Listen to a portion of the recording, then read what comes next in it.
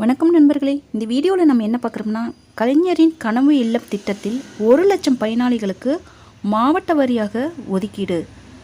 கலைஞரின் கனவு இல்லம் திட்டத்தில் 1 லட்சம் பயனாளிகளுக்கு வீடு மாவட்ட வாரியாக ஒதுக்கீடு. விரைவில் கட்டுமானத்துக்கு உத்தரவு வெளியீடு. 2024-25 ஆண்டில் 1 லட்சம் பேருக்கு கலைஞரின் கனவு இல்லம் திட்டத்தின் கீழ் காங்கிரீட் வீடுகள் கட்டித்தர பட்ஜெட்டில் ரூபாய் 3500 கோடி நிதி ஒதுக்கீடு செய்யப்பட்டுள்ளது. இந்நிலையில் கலைஞரின் கனவு இல்லம் திட்டத்தின் கீழ் தமிழ்நாடு முழுவதும் 1 லட்சம் பயனாளிகளுக்கு வீடு கட்டித்தரப்பட உள்ளது.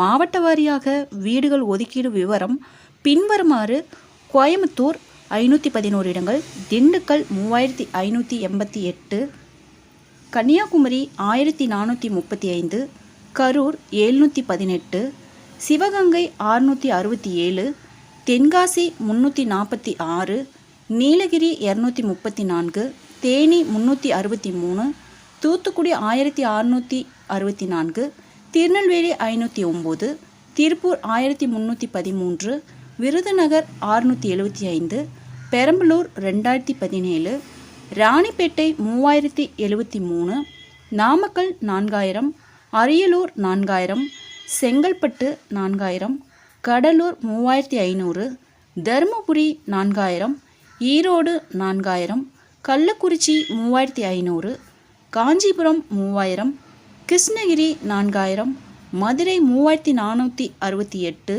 மயிலாடுதுறை 3000, நாகப்பட்டினம் 3000, புதுக்கோட்டை 3000, ராமநாதபுரம் 2419, சேலம் 4000, தஞ்சாவூர் 3000, திருச்சிராப்பள்ளி 4000, திருப்பத்தூர் 4000, திருவள்ளூர் 4000, திருவண்ணாமலை 4000, திருவாரூர் 3000, வேலூர் 4000, விழுப்புரம் 4000.